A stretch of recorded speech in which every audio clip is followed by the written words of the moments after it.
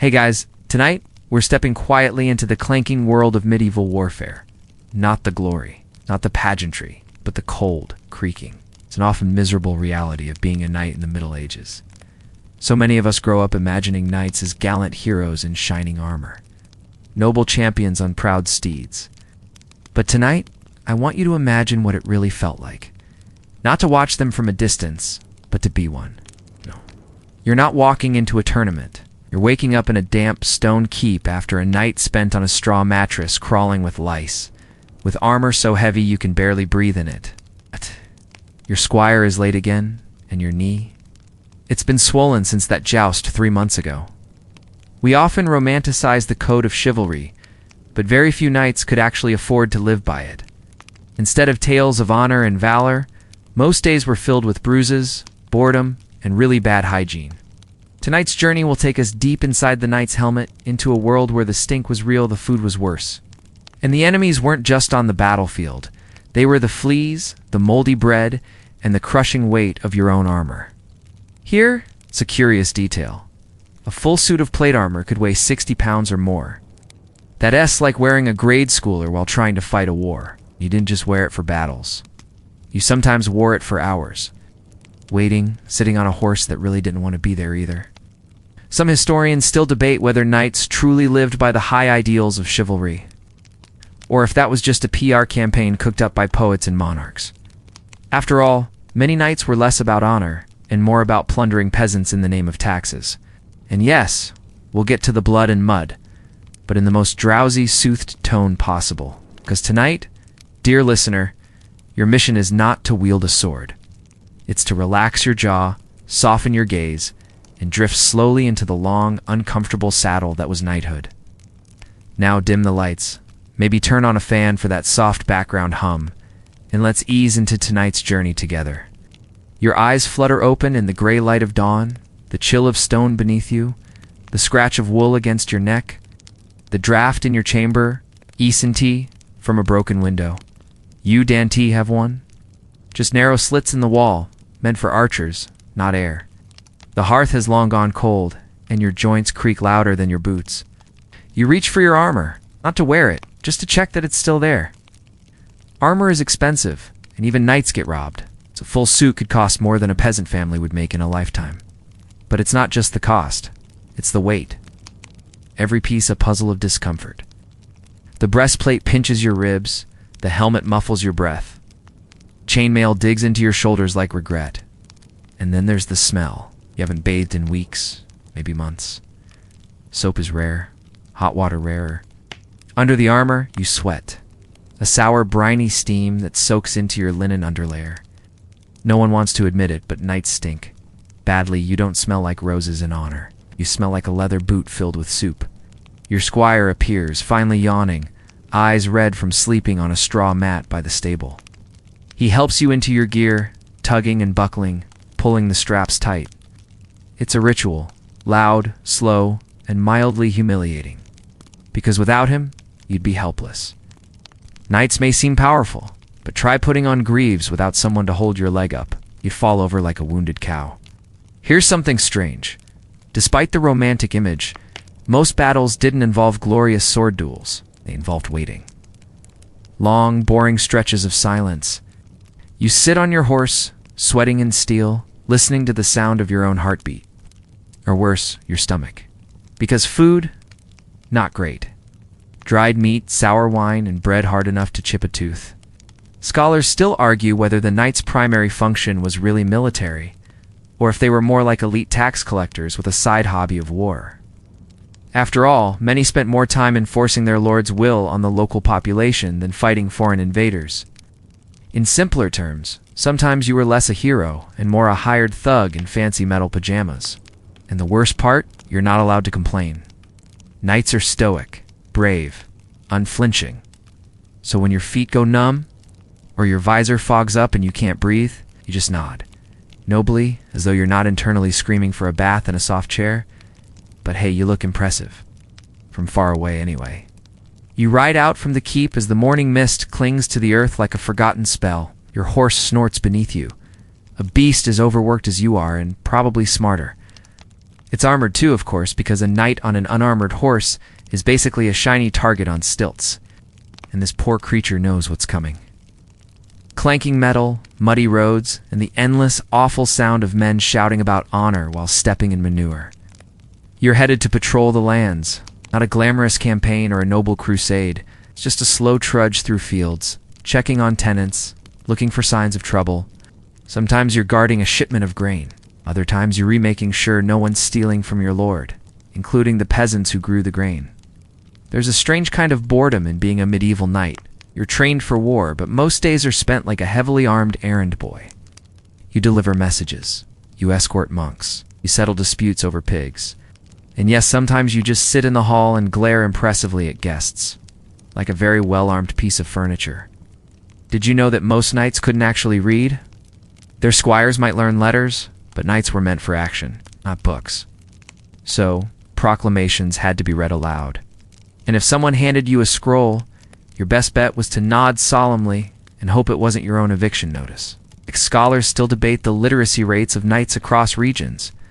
In France, some orders required basic reading. In England, not so much. What mattered more was your ability to swing a sword, ride a horse, and not embarrass your lord during a feast. Speaking of feasts, you rarely got the good food. That was for nobles higher up the chain. You might get a cut of meat, sure, but only if it hadn't already been picked over. And no, you didn't get to sit next to the king. You sat farther down the table, near the minstrels. If you were lucky, your trencher, that your bread plate, wasn't tea already soggy with someone else's gravy. And all the while, you had to look proud. Knightly. Heroic. Which is hard to do when your knees are wet, your back hurts, and your codpiece is full of straw. So you sit tall, trying not to grimace as your armor creaks and your horse trots unevenly over a rut. Your sword weighs down one hip, your shield the other. You feel like a walking anvil. But don't worry, there's a joust next week. Maybe you'll get lucky. Maybe you'll win a purse of silver. Or maybe, just maybe, you'll be thrown from your horse at full speed and land face first in pig mud, while a crowd of nobles pretends not to laugh. And that, dear listener, is what chivalry really smells like. The joust is only days away, and your anxiety is a quiet thrum beneath your ribs. Everyone imagines it's thrilling. A glorious clash of titans before an adoring crowd. But for you, it's more like preparing for an elegant way to dislocate your shoulder. Again, your squire polishes your armor with lard and coarse cloth, trying to buff out dents from last season. He talks nervously about your opponent, a hulking knight from the next county who supposedly knocked a man out of the saddle with a single blow last year. And that was just while warming up. You nod, stoic. Internally, you're writing your will. The armor isn't just heavy, it's stiff. You can barely move your neck. The helmet visor narrows your vision to a letterbox slit. Once it's down, you can't see the crowd, or the sky, or anything but the blur of a lance headed your way.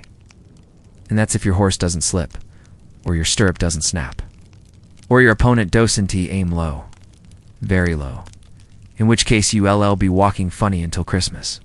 Some historians argue that jousting was more theater than war training, more ritual than real combat. It certainly wasn't how battles were fought, but the nobles loved it, chance to display wealth, skill, and a touch of violence without all that messy bloodshed, unless you cracked a rib, or lost some teeth, which happened, frequently. The crowd cheers as you take your place at the end of the tilt. You grip the lance. 12 feet long, heavier than it looks. Your horse shifts under you. You try to still your breathing. You hope your helm stays on. You hope you don't embarrass yourself. You hope above all that your opponent is just as scared as you are. Then the trumpet blares. You kick forward. The world narrows. Dust flies. There is a sudden slam, like being hit by a charging ox. And then you on your back. The wind knocked out of you, the sky spinning overhead. You lie still for a moment, checking that all your limbs still respond to commands. They do, mostly. A page runs over. "Well struck, sir," he says, eyes wide. You nod, trying to keep your insides from leaking out your ears. Later, back in the tent, a surgeon pokes at your bruises with fingers like crab claws. He offers a drink, something between ale and tar, and tightens a bandage that makes you see stars. You lie there, aching, wondering why on earth anyone wanted to become a knight. Hear us a curious bit. Knights warranty allowed to fight in tournaments until they had proven themselves in battle. So technically, to get injured in public, you had to be injured in private first. As you drift into a pained sleep, you overhear someone outside the tent saying how noble you looked, falling like that. Like a true warrior, you smile faintly. Not bad for a man who just swallowed a mouthful of dirt and pride. Morning comes with the subtle grace of a hammer to the head. Every bone aches. Your shoulder feels like it's been kicked by a mule, which, to be fair, is close to what actually happened. You groan softly as your squire enters the tent, carrying a bowl of something that might be stew or might be punishment. "Breakfast, sir," he says, too cheerful for someone who didn't fall off a horse yesterday. You peer into the bowl. It's lukewarm, grayish, and contains something vaguely meat-shaped. You nod your thanks and sip weakly. At least it's soft. That counts for something. There's a knock, or rather a rustle of canvas, and the herald informs you of your next duty. No, not bed rest. A procession. Ceremonial walk through town in full armor to be honored by the locals. Because nothing helps bruised ribs like a public parade. You shuffle into your gear again. Every buckle a curse, every strap a reminder that fashion in the Middle Ages was designed by sadists. You mount your horse with a wince and follow the parade route through a cheering village. Children wave flags, old women throw herbs. And one rooster escapes its coop and runs between your horse's legs, nearly causing a diplomatic incident with gravity. Despite the pain, you smile, or you try. The visor blocks most of your face, so your effort is largely wasted. But this, oddly, is part of knighthood too. The performance. You're not just a warrior, you're a symbol of strength, of order, of something taller than the average peasant and better fed. Allegedly, you're something strange but true. Knights were often expected to entertain, not just fight. They recited poetry, played instruments, even danced. It's not well, necessarily, but with conviction. Chivalry wasn't just about swinging swords. It was about looking impressive while doing whatever your lord told you, even if it was a lute solo at a wedding. Academics still argue about how widespread this courtly ideal was. Was every knight a poet? Probably not. But every knight was a performer, whether at a feast, a funeral, or a farcical trial by combat. Your job was to represent something bigger than yourself, often while ignoring hunger, exhaustion, and armor-induced blisters. Back at the keep, you collapse on a bench in the great hall. A bard sings a song about a brave knight who slew a dragon. The irony is not lost on you. You once slew a very angry goose that attacked your boots during a patrol. Not quite a dragon, still left a scar. Your lord raises a goblet in your honor. You raise yours in return. It's water this time. A mercy, because your head still hums from the last feast. The moment passes. The hall grows quiet. Somewhere in the distance, a dog howls. And you, noble knight, sit silently, wondering if anyone else has noticed that your knee armor is on the wrong leg. Evening falls, and the great hall glows with candlelight and smoke. The feast has ended. Bones litter the trenchers, grease stains the tablecloth, and someone else playing the same 3 notes on a harp like they recasting a spell for insomnia. You've survived the day, barely, and now you're allowed a few hours of not quite rest, but something close to stillness. You retire to your chamber, which is to say, a cold, damp room with a wooden bench, a chest for your gear, and a bed that feels like it was built for punishment, not comfort. Your squire begins the nightly ritual of removing your armor. It's like peeling an onion made of rusted steel. Beneath it, your gambeson, that thick padded tunic, is soaked through and smells like old soup. You exhale slowly. You catch sight of yourself in a polished metal plate leaning against the wall. Not quite a mirror, but close enough. Your face is ruddy, streaked with grime. A knight, yes, but not the storybook kind, and more like the version left out of the stories. Tired, sore, slightly lopsided from favoring your bad hip. Did you know knights didn't sleep in full armor? That's one myth that even the bravest couldn't live up to. You'd drown in your own sweat or snap a rib turning over. Instead, you hang the armor nearby, ready to don again at a moment's notice. Or, more accurately, at your squire's quickest pace. And here is a curious truth.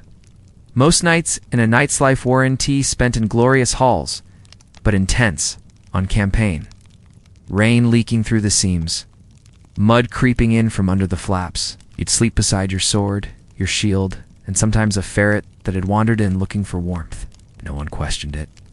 Everyone was cold. The academic debate continues over just how much of a knight's life was spent on the move. Some chroniclers describe constant campaigns and restless duty. Others depict long, dull stretches of estate management. Either way, few knights spent their days lounging about reciting poetry under trees, unless the tree was on fire or cursed. Your squire brings a cloth and warm water, a rare luxury. You scrub the worst of the day's grime from your hands and face, then lie back, staring at the wooden beams above. They creak like old knees, whispering lullabies of structural instability. Somewhere outside a dog barks, someone shouts, then quiet. The weight of the day settles on your chest, not metaphorically. It's just your chainmail. You forgot to take it off. You chuckle softly, then wince. Bruised ribs. Sleep will come. Eventually, not because you're at peace, but because exhaustion is relentless, the kind that seeps into the bone, the kind that doesn't ask permission. You pull the coarse blanket over your shoulders and let the noise of the keep drift into a dull murmur. Another day done. Another skirmish survived. Another bruise to catalog in the morning. Being a knight isn't glorious, but it is ... persistent. And tomorrow, there'll be another lance. Another march. Another goose with a grudge. You awaken before the sun, because knights don't get to sleep in, not unless they're dead, tired, or pretending very convincingly. Your back reminds you of the joust, your knee reminds you of the patrol, and your stomach reminds you that last night's dinner was mostly turnips and prayer. You rise slowly, joints stiff, and begin your morning routine. It's simple. Don't groan too loudly, avoid stepping on your own sword. And try not to knock over the chamber pot in the dark. Your squire helps you dress again. He always starts with the left boot first, even though you're fairly certain it makes no difference.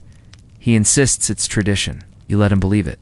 Outside, the castle courtyard is already alive with movement.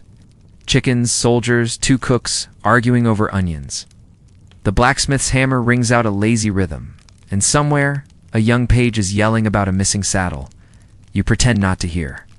Your orders today are to oversee the training of younger knights and squires. You limp to the training yard, where the morning fog clings to the wooden dummies like old regrets. The young ones are already lined up, swords too big for their arms, bravado too loud for the hour. You correct stances, critique strikes, and offer the occasional ULL regret that wrist angle when it's your own face involved. They laugh nervously. One of them drops his blade mid-swing and nearly cleaves his own toe. A promising start. Here's an odd historical footnote. Many knights were injured more during training than in actual combat. Blunted swords still bruise, and wooden lances are only fun until one catches you in the ribs. There were no waivers, no insurance, only the growing collection of training scars everyone wore like badges. You demonstrate a parry, slowly, carefully. Your shoulder cracks like a dry branch. The squires wince. One offers to fetch the healer. You wave him off. There's no ointment for age. After the session, you find yourself summoned to mediate a land dispute between 2 minor nobles. It's exactly as thrilling as it sounds. A boundary stone has been moved, possibly by a goat, definitely followed by yelling. You listen for an hour, nod twice, and recommend they share the grazing land, then flee before the rebuttals begin. Not all knightly duties involve swords and dragons. Most involve sheep, or walls, or some poor widow who insists her neighbor's pig is possessed. You investigate, of course. The pig is just bored, or angry, hard to tell with pigs. Back in the hall, you pass a bard composing a song about the glorious order of knighthood.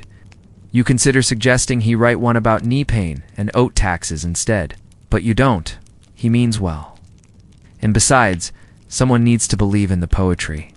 Even if you're just a tired man in chainmail, trying to keep order in a world full of mud, mischief, and mildly demonic livestock. Afternoon sun slants through the castle's narrow windows, casting golden strips across the dusty stone floor. You sit at the long table in the hall, not for a feast, but for paperwork. Yes, even knights from time to time. or required to handle the dry business of estate management. Taxes, tithes, tallying bushels of barley. Owed by villagers who would rather donate their left arm. Your squire reads aloud from a parchment. To geese missing from Westcroft Farm, the steward suggests wolves. The farmer suggests bandits. The geese suggest neither, as they are currently in his own stew pot. You sigh and make a note. Restitution, 3 eggs per week, until spring. Some knights, especially those who held land, were essentially feudal administrators. Part judge, part landlord, part walking threat with a sword. Your job wasn't just to fight. It was to enforce, resolve, collect. The sword at your side was as much a symbol as a tool. Here's a curious twist. Despite the violence of their profession, many knights spent more time in court than on the battlefield, and not the royal kind. Disputes over fences, fish rights, dowries, and insults. And not all disputes were between peasants. Nobles were often worse, louder, more entitled, frequently armed. The scribes at your side write slowly, their quills scratching like mice in the walls. You lean back, the bench creaking beneath your weight. Outside, a hawker's voice floats up from the courtyard. Something about boiled onions and mystery pies. Your stomach answers with a low complaint. You're still sore from yesterday's joust, but hunger has no sympathy for bruised dignity. Later, you take a short ride along the riverbank. Not for war, not even for patrol, just to feel the wind against your face and stretch your legs before they turn to wood. Your horse is grateful too, snorting happily as it trots through the shallows. For a moment, the clank of armor and the weight of duty seemed far away. But peace never lasts. You return to find a messenger waiting, breathless and wild-eyed, mud up to his knees. A border village has been raided, the usual suspects. Bandits, rival lords, or hungry wolves, human or otherwise. You nod grimly. The armor will come out again. The sword will be sharpened. Your squire will groan softly at the thought of another cold night in the saddle. Scholars still argue whether knights were more defenders of the weak or enforcers of the strong. Perhaps both. Perhaps neither. Perhaps like you, they were just men trying to keep a kingdom from unraveling thread by thread. You retire early, knowing you won't sleep. Not well. Not tonight. The rhythm of hooves already echoes in your thoughts. The chill of dusk settles in your bones. Tomorrow, you ride again. Not for glory, not for praise, because it's your job. The morning fog clings to the earth like a secret. Your horse exhales plumes of steam as you ride out, cloaked in steel and silence. The road is narrow, lined with skeletal trees and the occasional startled rabbit. You and your men, 6, maybe 7 knights, a dozen foot soldiers, and a cart full of supplies that already smell suspicious, move with quiet purpose. You're headed to the borderlands, not to war. Exactly. It's to remind the locals who holds the sword. These visits serve as deterrence, reassurance, and sometimes, unfortunately, escalation. The village greets you with wary eyes. Children peek from behind fences. Elders nod stiffly. You dismount, joints cracking, and speak with the reeve, a man whose tunic is patched more with hope than thread. He points to the trees, to the hills, to the places where trouble hides. You nod. Listen. Ask the right questions. Bandits. They say maybe mercenaries. Maybe deserters from a neighboring lord's army. In truth, it could be anyone. The line between soldier and raider blurs in times like these. You order a patrol of the woods. The trees close in, their bare limbs reaching like hands. You and another knight ride ahead, scanning the underbrush. There's a rustle, a rabbit, another, not a rabbit. The ambush comes fast, but not well. A handful of ragged men with rusted blades, starving, desperate, you parry out of instinct. Your sword heavier than it was in training. Your wrists stiff from the cold. Scuffle, a shout, a quick end. No honor, no glory. Just mud, blood, and breathing hard. One of the bandits survives. He's young, maybe 17. His eyes are hollow, his hands shaking. You ask why, as if you don't already know. No food, no work, no choice. You tie his hands loosely and bring him back. The villagers watch as he's placed under guard. Some cheer quietly, as others look away. Here's a curious fact. Many so-called bandits were simply displaced peasants. Famine, war, and feudal disputes pushed them out of their homes and into lawlessness. Not monsters, just men who ran out of roads. That night, you sit by a small fire, the air thick with damp and regret. One of your men plays a reed flute badly, another snores into his cloak. You stare into the flames, trying to forget the boy's eyes. Academics still argue whether knights were agents of justice or merely tools of the system. On days like this, it's hard to tell. You lie back on your saddlebag, shield under your head, and gaze at the stars through the leafless canopy above. The sky is vast, indifferent. You close your eyes, armor cold against your skin, the earth harder than memory. Tomorrow, you return home. Maybe to another fire, another fight, another boy with no good options. The road back is quieter than it should be. Your company rides in near silence, hooves muffled by wet leaves, armor creaking like the bones of old men. The boy, the one you captured, walks behind the cart, guarded but unshackled. His eyes are downcast. He hasn't spoken since the skirmish. You pass a wayside shrine dedicated to St. Michael, patron of knights. A small statue chipped by wind and time. Your men cross themselves as they ride by. You do too, though more out of habit than conviction. Faith is a funny thing when you've seen what war does to bones. Back at the keep, you report to your lord. He listens with mild interest, nods, asks if the roads are clear. You tell him they are. Mostly, he doesn't ask about the boy. Few lords do. Justice is a luxury of the comfortable. You're given a few days of rest, which, for a knight, means no fighting.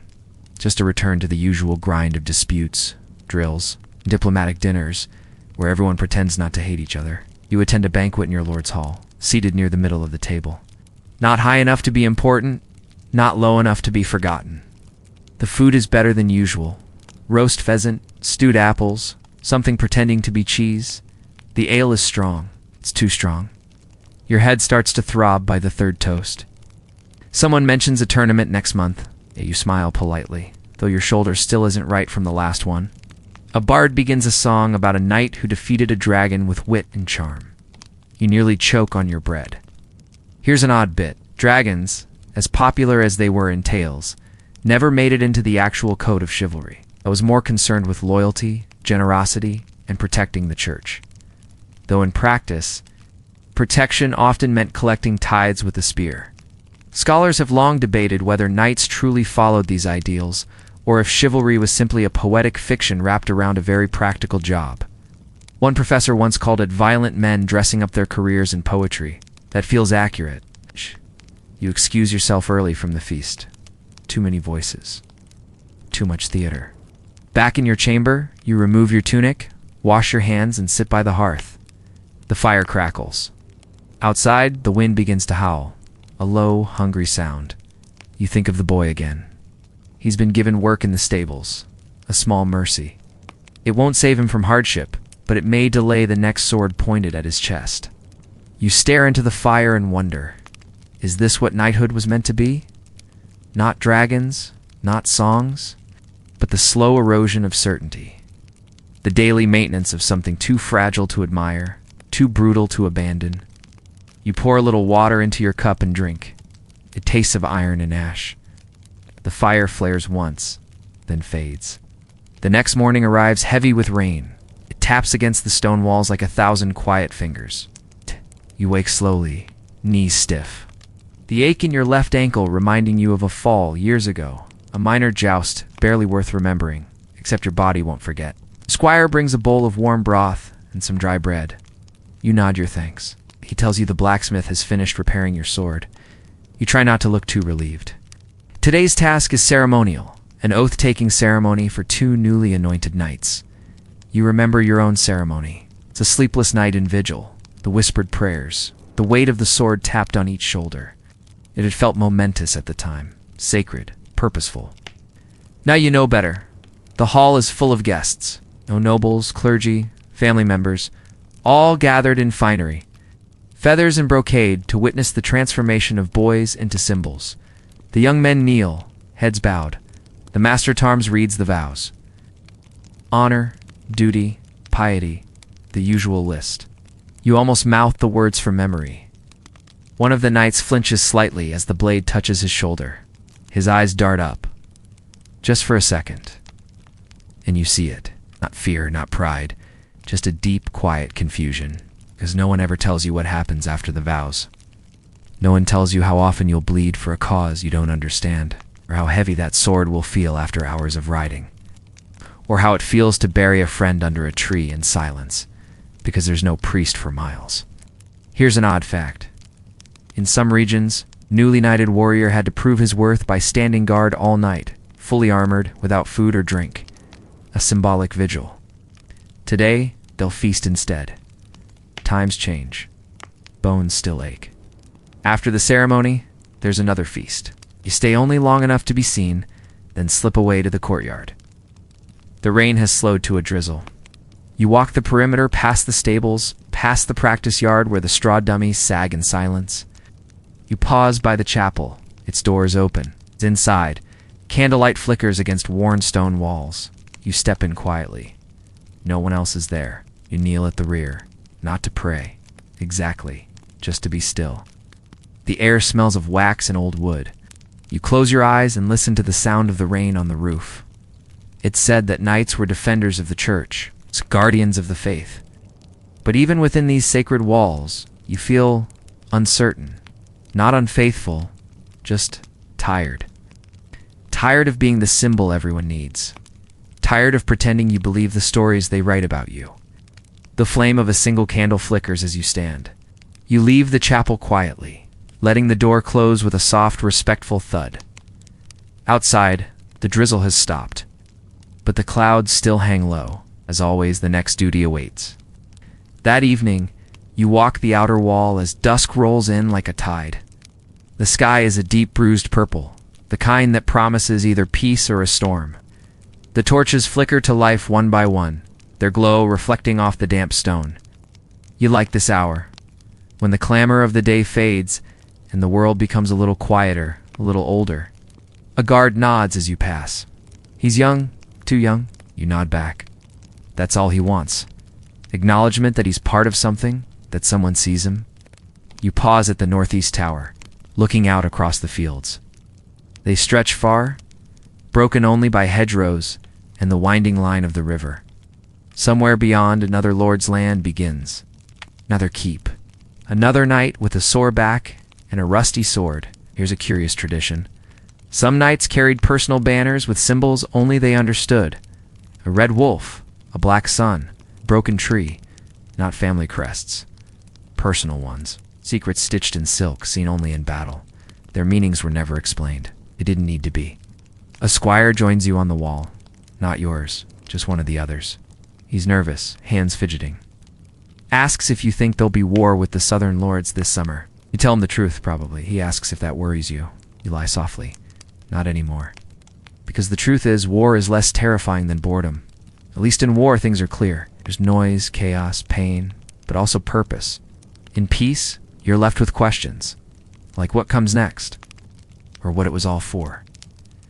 You return to your chamber late. The hearth is dark, the air still. You undress slowly, setting each piece of gear in its place, like relics. The sword on its rack.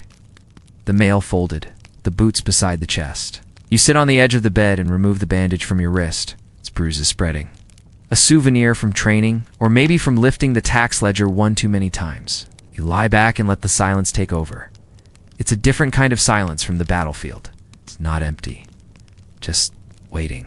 Wonder what you would have been if not a knight? A farmer? A monk? A blacksmith? Something with fewer oaths, fewer scars. Scholars often romanticize the knight's sense of identity, as if the armor was just a second skin, but it wasn't. It was a mask. A prison sometimes. Symbol too heavy to wear comfortably, yet impossible to remove. You think of your first battle, the terror, the thrill, the chaos. How afterward, you couldn't stop shaking. Not from fear, but from something else. Something colder. Something that never quite left. You turn on your side. The blanket itches. The pillow smells faintly of wax and iron. Outside, a breeze stirs the banners. Inside, you sleep. Not deeply, but long enough. Tomorrow they'll call you noble again, and you'll answer. The next day begins not with trumpets, but with boots, dozens of them, clattering in the courtyard. You're summoned before you can finish your meal. A soft egg, barely warm, and half a hunk of cheese. A scout has returned with news, not of battle, of something worse. Diplomacy. You're to accompany the lord to a nearby estate to settle a dispute over river rights. Two noble families, both insufferable, both armed with parchments and pride. No swords today, just words. Sharp, dull, and exhausting. Your horse is saddled. Your gear is lighter. No plate, just a mail shirt and your best tunic. You ride with the lord's party, a dozen strong, none particularly thrilled. The road is dry, the sun high, the conversation dull. One knight recounts a hunting tale involving a deer, a ditch, and an unfortunate tumble. You nod. In the right places, but your mind drifts. You recall a siege from years past. Mud, rain, rats in the grain sacks. You'd sworn never to eat barley again, but there it was, boiled and flavorless, 3 times a day. The memory still sticks to your ribs. The castle you arrive at is new, suspiciously new. Built too fast, too tall, like a boast that hasn't been tested. Its lord is young and over-eager, his cloak to clean. He offers wine and arrogance in equal measure. The argument begins in the great hall. Maps are unrolled. Accusations hurled. You stand behind your lord, silent, observing. The other party is late, a calculated insult. When they arrive, it's with trumpets, silk, and the world's smuggest steward. Here's something amusing. Knights were often sent to keep the peace, which usually meant standing very still, while nobles shouted over puddles and pigs. Actual fighting was rare, unless someone insulted someone else's grandmother. The day drags on. Lunch is dry pheasant and old arguments. The lords circle each other like armored cats, each pretending to be the wiser. You suppress a yawn and glance at the stained glass. One panel shows St. George slaying the dragon. You wonder if the dragon had a better lawyer. Eventually a compromise is proposed. A shared levy, a new bridge, a quiet insult tucked into the final clause. It will hold for now. Until the next rain shifts the river and the parchments must be rewritten. You ride back as the sun lowers. The sky glows orange, your legs ache, and your horse is too tired to complain. At the keep, a boy waits at the gate, the stable hand who once faced your sword. He hands you a waterskin, nods, then vanishes back into the stables. You drink? It's cold, honest, real. No lords, no parchment. Just the simplest kind of truce. You return to your chamber and peel off the day's sweat.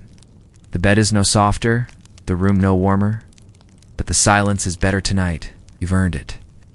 Night falls like a woolen cloak, thick, muffled, and just slightly damp. You sit by your hearth, feeding the fire with slivers of wood. The room flickers with amber light, and for once the chill stays near the window instead of creeping into your bones. You're writing, not letters, just notes. Fragments of thought, names you don't want to forget. Places you once rode through. A joke an old comrade told during a siege. Something about ducks and boiling oil. You don't remember the punchline, only the laughter. The quill scratches slowly. You were never good at writing. It wasn't expected of you. But lately it feels important to leave a record. Not for history books. Just for yourself. Kind of proof that you were more than armor and oaths. Here's a strange fact. Some knights kept journals. Quiet, private accounts of battles, thoughts, fears. Not many survived, but the ones that did reveal men not so different from anyone else. Tired, confused, occasionally poetic, always burdened. You think of Sir Ailing, who once wept during a thunderstorm because it reminded him of the charge at Brysewood. No one mocked him. Everyone had a storm like that. You toss another splinter on the fire and stand. Your armor hangs nearby, polished by your squire earlier today. It gleams in the firelight. More decorative now than useful. You haven't worn it in weeks, not since the last raid. The next one will come. Eventually. It always does. You move to the narrow window and look out across the darkened courtyard. A guard walks the wall, lantern swinging gently. Beyond that, The hills stretch like sleeping giants. You remember riding over them as a younger man, the wind at your back, the world still full of firsts. Your horse was faster then, or maybe you just imagined it that way. From somewhere in the keep, you hear a lute being plucked softly. A lullaby, perhaps, or just a melody looking for words. Your squire brings you a pot of warm wine. He sets it on the table, hesitates, then asks if you think knighthood is worth it. You think for a long moment, then answer, some days. He nods and leaves without another word. You pour the wine and sit. Let it warm your throat. Let the silence return. There's a draft from the floorboards. A mouse squeaks in the corner. You ignore both. Tomorrow, you'll ride again. Maybe to settle a quarrel. Maybe to escort a priest. Maybe just to remind the countryside that the sword still hangs above them. But tonight, you're just a man. A little sore, a little old, still standing, still here.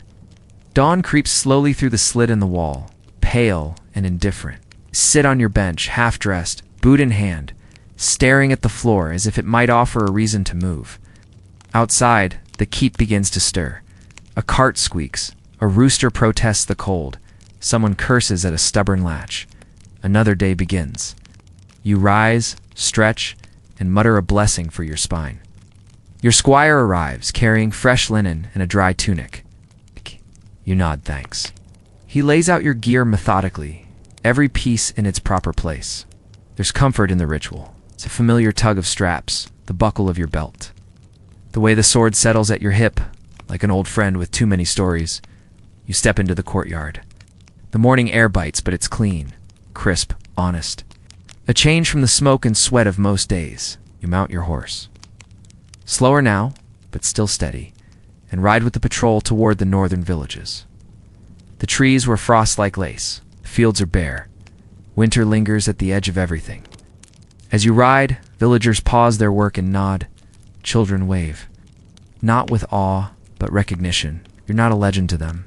You're the man who helped fix the mill wheel, who settled the border dispute, who carried old Magda home when her cart broke in the snow. It's strange, isn't it? It's for all the talk of valor and banners. Most of your impact is measured in small things. It's quiet things, a stern word here, a calm presence there. Less the sword, more the shadow behind it. You reach the village before noon. There's been a theft, a sack of flour, 2 chickens, no blood spilled, no buildings burned, just desperation. Speak with the reeve, inspect the tracks, listen to the townsfolk.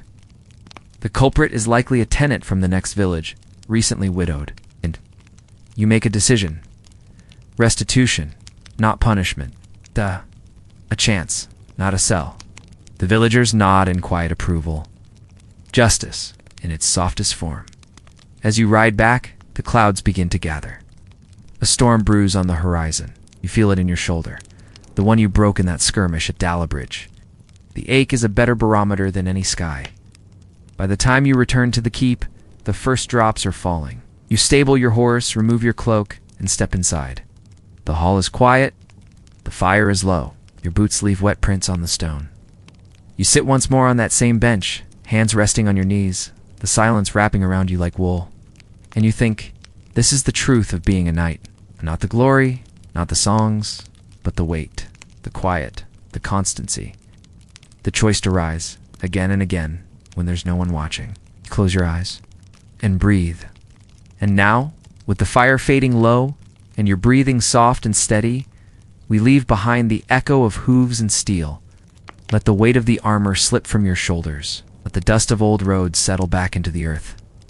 The long ride is done. No more patrols, no more feasts, no more ceremonies where you had to stand too long and smile too little. Just stillness now. The life of a medieval knight, for all its grandeur in song and story, was so often a quiet struggle, carved from duty, hardship, and the need to endure. Not a fairy tale, but a long, creaking story of grit and repetition, of mud and bruises, of doing the job even when no one sings about it.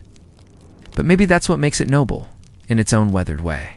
So let that cold stone keep dissolve into the background. Let the noise fade. Let the weight of expectation slip away like a cloak dropped to the floor. There is no lance to hold tonight. There's no lord to serve. Just you, breathing gently. The night deepens. Your body loosens, and your thoughts drift slower, quieter, like fallen leaves on a still pond. Sleep well now, dear listener, and dream not of battles, but of rest, of warm fields, of horses that never tire, and of a world where the only thing you need to carry is peace. Good night.